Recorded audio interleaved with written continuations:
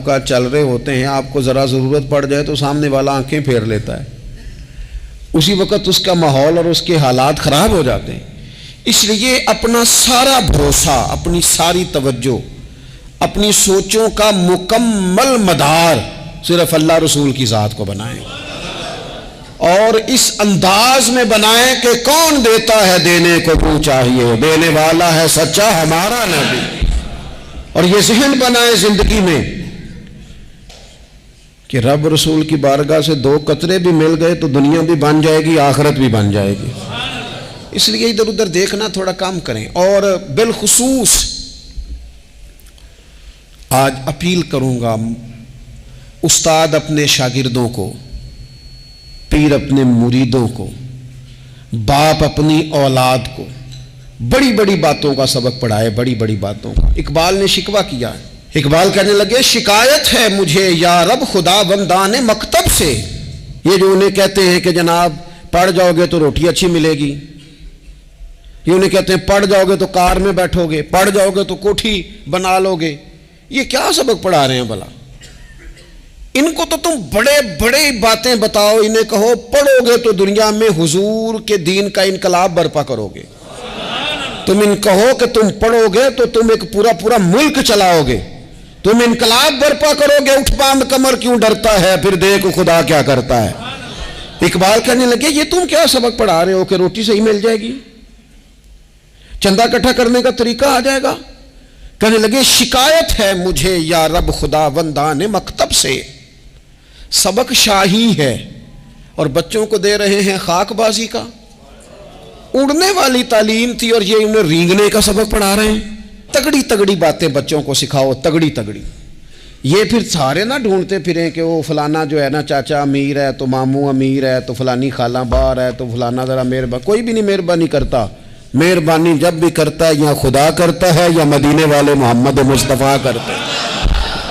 اپنی توجہات کبھی بچوں کو دیکھیں، حضرت لقمان اپنے بیٹے کو کیا کہتے ہیں؟ کہتے ہیں یا بنی اقم الصلاۃ وامر بالمعروف وانہی عن المنکر۔ حضرت لقمان اپنے بیٹے کو سمجھاتے ہیں، کہتے ہیں اے بیٹا نماز قائم کرنا، لوگوں کو بھلائی کا حکم دینا، برائی سے منع کرنا، وَاصْبِرْ عَلَىٰ مَا أَصَابَكَ، اور جب مصیبت پہنچے تو صبر کرنا، ادھر ادھر رونا دھونا نہ کرنا، نماز پڑھنا، بھلائی کا حکم دینا، برائی سے منع کرنا، اور اگر کوئی مصیبت پہنچے تو اس پر صبر کرنا۔ کتنے کام ہو گئے؟ 4۔ ایک نماز پڑھنی ہے، ایک بھلائی کا حکم دینا ہے لوگوں کو، ایک برائی سے، اور اگر کوئی مشکل آئے تو کیا کرنا ہے؟ ان ذالک من عزم الامور، فرمایا بیٹا یہ بڑی ہمت والے کام ہیں، ہمت والے کام کرنا، ہمت والے، طاقتیں اپنی قائم رکھنا، کمزور نہ پڑنا، لوگ تمہارے آنسو نہ دیکھیں، کوئی تمہیں تڑپتا نہ دیکھے، چھوٹا چھوٹا زخم لے کر لوگ سگنل پہ کھڑے، چھوٹی چھوٹی مجبوریاں لے کر لوگ مانگنے کے لیے دروازوں پر کھڑے ہیں۔ امت مسلمہ کا یہ مزاج نہیں، یہ وقار نہیں، یہ انداز نہیں، ہم تو بانٹنے والے لوگ ہیں۔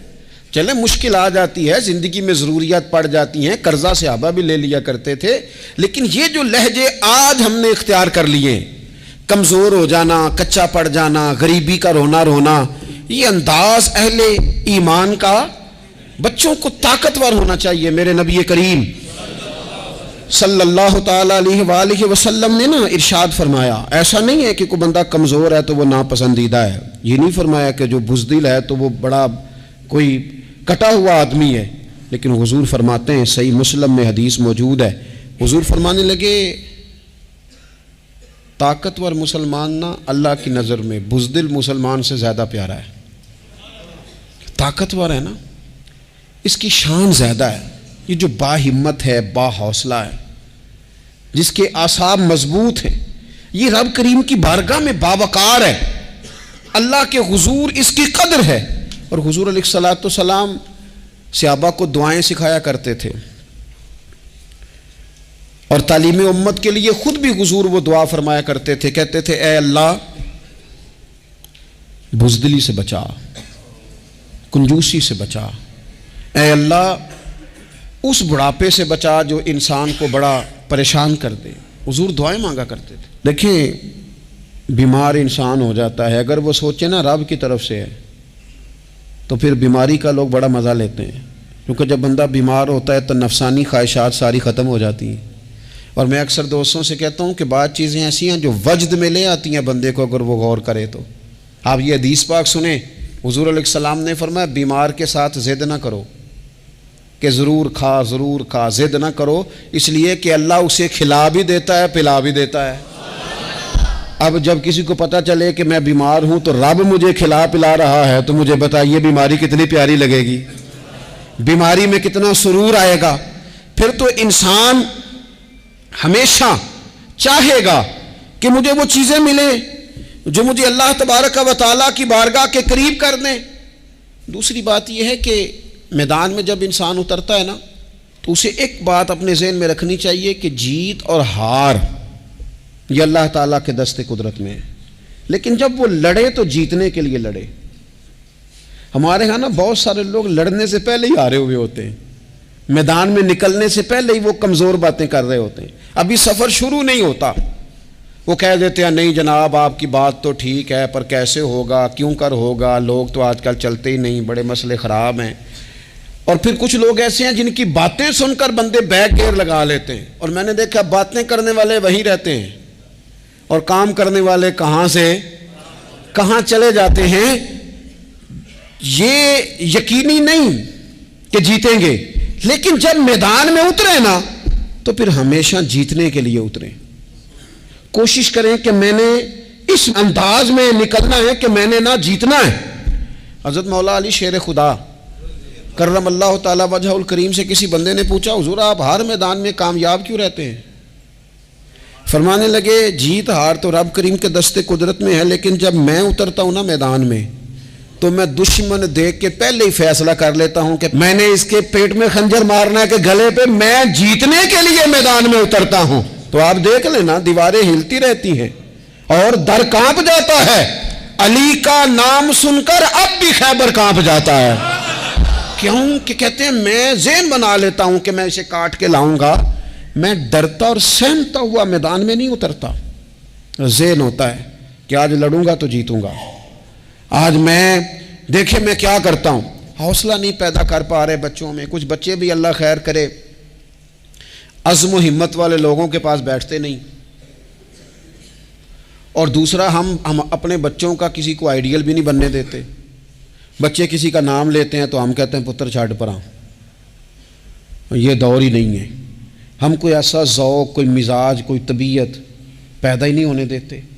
کچھ آنے والی نسل کا مزاج ہے کہ وہ اٹھنا نہیں چاہتی، بیٹھنا نہیں چاہتی، چلنا نہیں چاہتی، وہ چاہتی ہے میں لیٹی رہوں، موبائل میرے ہاتھ میں رہے، باقی سارے کام ریموٹ کنٹرول ہو۔ جب انسان دیکھیں نا، ایک ڈاکٹر صاحب کے پاس ایک دفعہ میں گیا تو ایک مریض کو وہ سمجھا رہے تھے، اسے کہہ رہے تھے کہ تو تھوڑی ورزش بھی کیا کر، تھوڑی ورزش بھی کیا کر، اور ساتھ انہوں نے بڑی اچھی بات کی، کہنے لگے اللہ تعالیٰ نے نا جسم میں جوڑ بنائے ہیں، یہ گھٹنے ہیں، یہ کونیاں ہیں، اللہ نے جوڑ بنائے ہیں، اسی لیے تو بنائے تھے کہ تھوڑی ان کو حرکت بھی دی جائے، لیکن اگر آپ ان جوڑوں کو حرکت ہی نہیں دیں گے تو یہ تو زانگالود ہو جائیں گے۔ تو کام زندگی میں عزم کے ساتھ، ہمت کے ساتھ، اور سب سے بڑی مضبوطی یہ ہے کہ آپ یہاں سے مضبوط ہوں، آپ اعصابی طور پر مضبوط ہوں۔ یہ جو کمزوری ہے نا، ذہنی کمزوری، میں نہیں پسند کرتا کہ مطلب خواتین بچوں کو اس لیے ڈرائیں کہ بیٹا او ہو بلی آ گئی ہے۔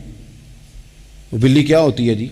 لیکن جو خواتین آج بھی بچوں کو بلی سے ڈرائیں گی، اچھا اس کو ڈرا بلی سے رہی ہوتی ہیں اور ساتھ کہہ رہی ہوتی ہیں ماما کا شیر، جی آپ کا شیر بلی سے ڈرتا ہے، یہ اماں کا شیر بلی سے ڈر رہا ہے، آپ نے اس سے بلی سے ڈرا دیا اور نام شیر رکھ دیا ہے۔ یہ کیسا شیر ہے کہ جو بلی آتی ہے تو بھاگ جاتا ہے؟ یہ ماحول مطلب متضاد ہے۔ یہ کاکروچ دیکھ کر چیخیں مارنا نا، یہ برگر فیملی ہونے کی علامت ہے۔ چھپکلی دیکھ کر نا چیخیں مارنا، یہ امیر گھروں کی علامت ہے، پڑھے لکھے لوگوں کی علامت۔ یہ کیا مذاق ہے؟ جو قوم چھپکلی سے ڈرتی ہے، کاکروچ سے ڈرتی ہے، اور جو لوگ کہتے ہیں ہو یہ جناب یہ تو اندر میرے وہ آ گیا ٹوکا تو یہ کھا جائے گا، تو یہ قوم انقلاب برپا کرے گی، یہ میدانوں میں نکلے گی۔ بڑے خوبصورت انداز میں ویڈیو بنا کے تو اس کو شیئر کیا جاتا ہے کہ وہ جی قربانی والے دن بکرا ذبح ہو رہا تھا تو بچہ رو پڑا. کیا بات کرتے ہیں آپ؟ یہ جہاد کرے گا بچہ کل کو جو بکرے ذبح ہونے پہ روتا ہے؟ اعصابی مضبوطی ذہنی طور پر مضبوط کب ہوتی ہے؟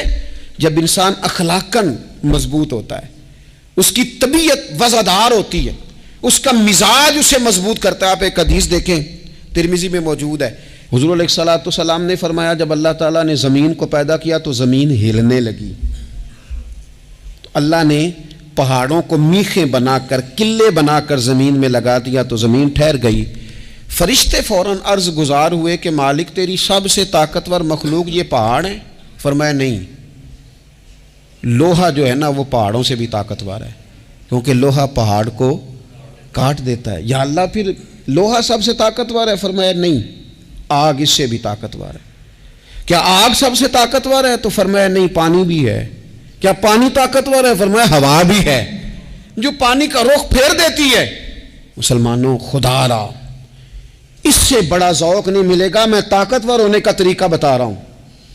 ہمارے ہاں لوگ سمجھتے ہیں کہ میں بولتا زیادہ ہوں اس لیے میں طاقتور ہوں، میرے پاس اسلحہ زیادہ اس لیے میں یہ دیکھو حضور نے بتایا طاقتور کون ہوتا ہے. یا رسول اللہ پتھر پہاڑ طاقتور ہے؟ تو فرمایا نہیں، ان پر تو لوہا ہے، لوہا طاقتور ہے. نہیں، اس پر تو آگ ہے، آگ طاقتور ہے. نہیں، اس پر تو پانی ہے، پانی طاقتور، اس پر تو ہوا ہے. تو حضور پھر مہربانی کریں بتائیں طاقتور کون ہے؟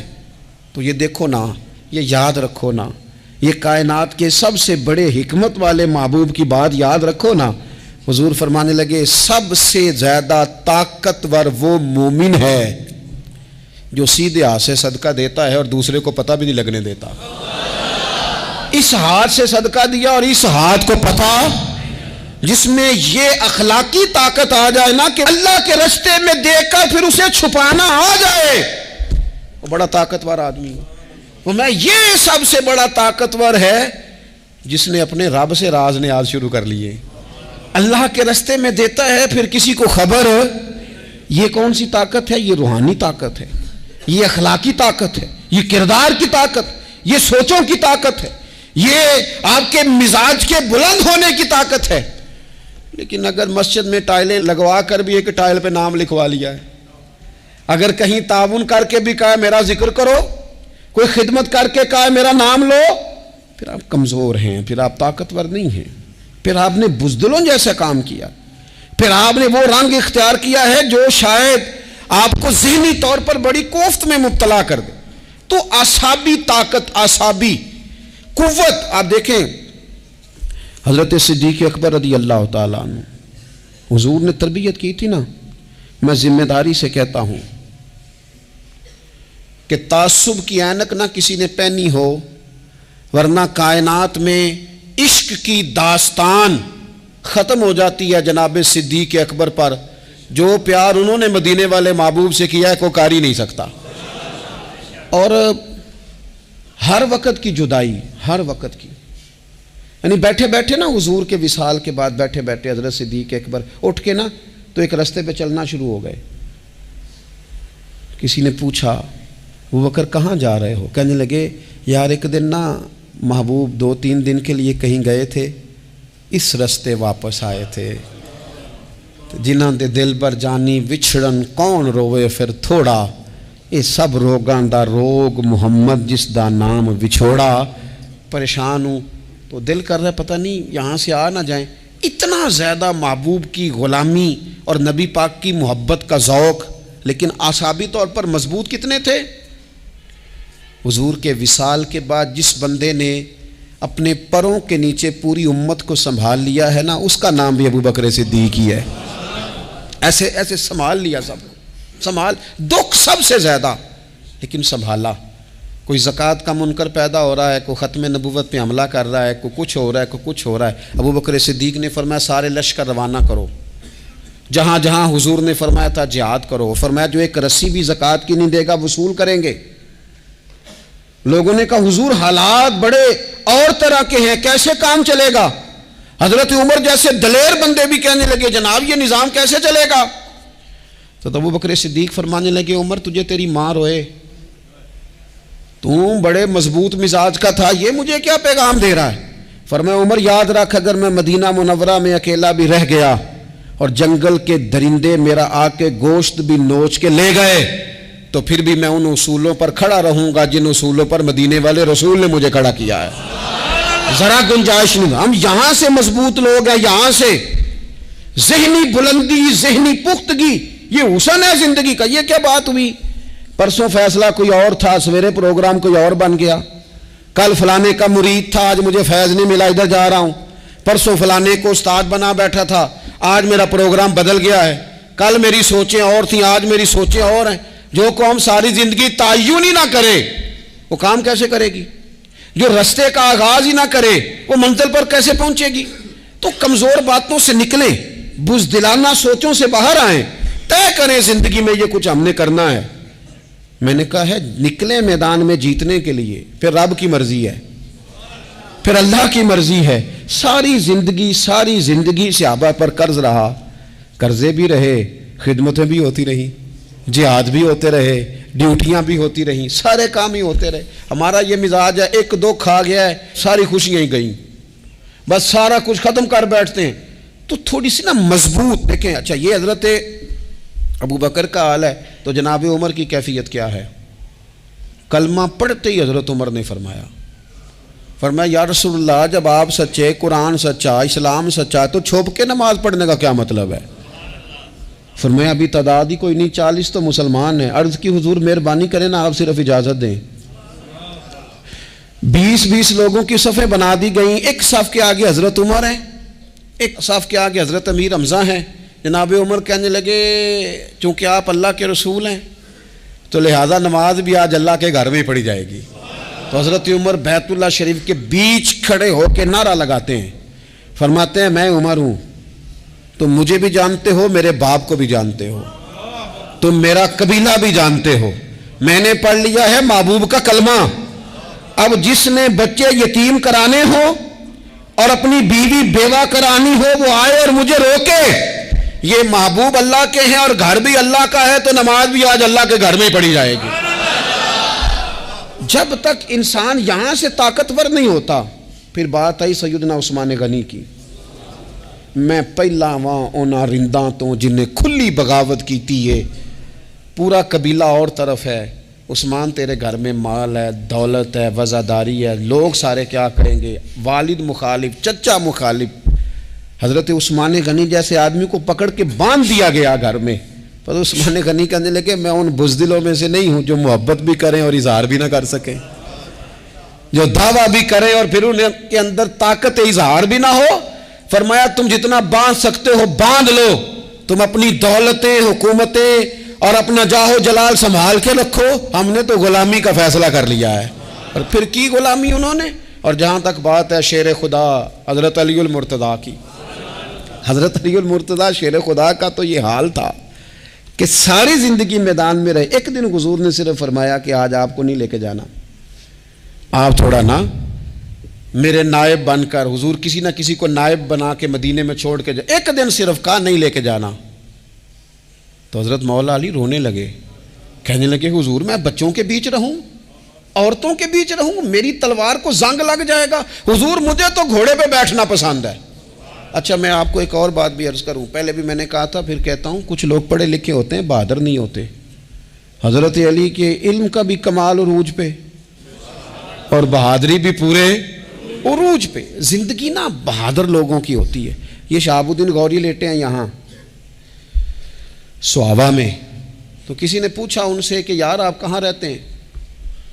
کہنے لگے میں گھوڑے کی پشت پہ ہوتا ہوں، ہمارے بچے بڑی سونی فوٹو بناتے ہیں، ان سے پوچھیں آج کل آپ کیا کرتے ہیں تو کہتے ہیں موبائل چلاتے ہیں۔ آپ کیا کرتے ہیں؟ فوٹو کھینچتے ہیں۔ آپ کیا کرتے ہیں؟ کہتے ہیں وہ نا مجھے ایسا عجیب مسئلہ ہے موبائل کا کہ بچوں کی نا مطلب میں کئی دفعہ سوچتا ہوں کہ اگر انہیں کچھ 4 گھنٹے موبائل سے علیحدہ رہنا پڑا نا تو ہو سکتا ہے کہ ان کو ڈاکٹر کو بھی دکھانا پڑ جائے، اتنی کو بری حالت ہو گئی۔ مجھے ڈھیر سارے دوست کہتے ہیں جی آپ ٹیلی فون پہ ملتے نہیں۔ میں نے کہا میں پہلے ملا کرتا تھا جب تک لوگوں کی جیب میں موبائل تھا، جب سے لوگوں نے ہاتھ میں پکڑ لیا نا تو پھر تو ایک ایک دن میں 100 نمبر ملتا ہے، تو پھر آپ کیسے موبائل پہ رہیں گے؟ پھر تو ایک ہی کام ہے، یا فون سنیں گے یا کوئی اور کام کریں گے۔ تو تھوڑی سی ہمت والی زندگی گزاریں۔ بزدلانہ باتیں، کمزور باتیں ہمارے بچوں کو بھی کمزور کر دیں گی، یہ کچھ نہیں کر سکیں گے۔ حضرت سیدنا عبداللہ بن زبیر رضی اللہ تعالیٰ عنہ، یہ مدینہ منورہ میں پیدا ہونے والے سب سے پہلے بچے ہیں۔ حضرت سیدنا ابوبکر صدیق رضی اللہ تعالیٰ عنہ کے نواسے ہیں، حضور کے پھپھو جناب صفیہ کے پوتے ہیں، اور عشرہ مبشرہ صحابی حضرت زبیر بن عوام ان کے بیٹے ہیں۔ شروع سے ہی بڑے بہادر تھے۔ ایک دن کچھ بچے گلی میں کھیل رہے تھے تو ایک شخص نے آ کے چیخ ماری، ڈرایا، سارے بچے بھاگ گئے۔ جناب عبداللہ ابن زبیر کہنے لگے کیوں بھاگتے ہو؟ اب چیخوں سے بھی ڈرو گے؟ واپس آؤ سارے، میں تمہارا امیر ہوں، آؤ ذرا اس پر حملہ کریں۔ ہم سارے بھاگے اور یہ اکیلا کھڑا رہے۔ اس پر حملہ کیا، وہ ڈرانے والا خود ڈر کے بھاگ گیا۔ تھوڑا سا مزاج، ذہن، طبیعت، دیکھیں نا، بدتمیزی اور چیز کا نام ہے، لیکن گفتگو کا مضبوط ہونا یہ اور چیز کا نام ہے۔ بچوں کو جب پوری طرح یہاں تو ہم ان کو اس قدر زیادہ کمروں میں بند رکھتے ہیں کہ جب وہ نکلتے ہیں باغی ہو جاتے ہیں۔ یہاں پھر یہ ہوتا ہے کہ ان کے اندر جو صلاحیتیں ہوتی ہیں وہ پوری طرح دب جاتی ہیں، وہ جو کیفیات ہوتی ہیں جو ایک مردانہ وصف میں ہونی چاہیے ان کے اندر موجود نہیں ہوتی۔ اقبال کہتے ہیں آئین جواں مرداں حق گوئی و بے باکی، اللہ کے شیروں کو آتی نہیں روباہی۔ اور یہ جو سہمے دوست ہیں نا، بالخصوص غریب طبقے سے، ان سے میں عرض کروں گا کبھی کسی کی گاڑی دیکھ کر مرعوب نہیں ہونا، کبھی کسی کے مہنگے کپڑوں کے روب میں نہیں آنا، کبھی نہیں۔ حالات کے سہمے ہوئے لوگوں کو بتا دو حالات بدل جاتے ہیں، ایک جیسے نہیں رہتے۔ کبھی کمزور نہ پڑیں اور جگہ جگہ اپنے دکھ بھی نہ بتائیں، جگہ جگہ اپنے دکھ نہ بتائیں، ہمت کریں۔ وہ ایک شاعر نے کہا تھا کہ با ہمت لوگ کبھی ہارا نہیں کرتے، یا وہ جیت جاتے ہیں یا کچھ سیکھ جاتے ہیں۔ وہ میدانوں میں رہتے ہیں، کمزور نہ پڑیں۔ یہ جو اتنا لمبی لسٹ بن گئی ہے نا، اتنی لمبی لسٹ مانگنے والوں کی، اتنا لمبی فہرست ہو گئی ہے ہر سگنل پہ، ہر چوک میں، ہر رش والی جگہ پہ، یہ بتاتی ہے کہ لوگ اس کو آر ہی نہیں سمجھتے، کمزوری نہیں سمجھتے، طاقت والا مزاج۔ حضرت عمر بہادر تھے تو بہادر لوگوں کو پسند بھی بڑا کرتے تھے۔ حضرت عبداللہ ابن زبیر چھوٹے تھے، بچوں کے ساتھ کھیل رہے تھے، اور یہ وہی حضرت عبداللہ ابن زبیر ہیں جو بعد میں امام حسین کے قاتلوں کے سامنے ڈٹ کے کھڑے ہو گئے، اور انہوں نے اعلانیہ ان لوگوں کا بائیکاٹ بھی کیا اور ان لوگوں کے ساتھ صف آرا بھی ہوئے، حضرت عبداللہ ابن زبیر۔ اور فرماتے ہیں کہ میری ماں 90 سال سے زیادہ عمر تھی حضرت اسماء بنت ابی بکر کی، جب میں نے انہیں کہا نا اماں وقت آ گیا ہے شہادت کا، تو میری اماں مجھے کہنے لگی پتر میدان میں رہنا، میدان میں۔ بکرے کو ذبح ہوتے وقت تکلیف ہوتی ہے، جب اس کی کھال اتاری جائے پھر کوئی تکلیف نہیں ہوتی۔ ایسے ہی کمزور نہ پڑنا۔ ہمارے ہاں تو لوگ کہتے ہیں نا پتر اندروں کنڈی لے لا، ساڑی نہیں لڑائی، وہ جب ہمارے گھر آگ آئے گی پھر اسے ہم بند کریں گے، ابھی نہ تو بالکل باہر نہ نکلنا۔ کیسے قوم آگے بڑھے گی؟ جرتیں کیسے پیدا ہوں؟ اور جو کچھ کہہ نہیں سکتے وہ منوائیں گے کیسے؟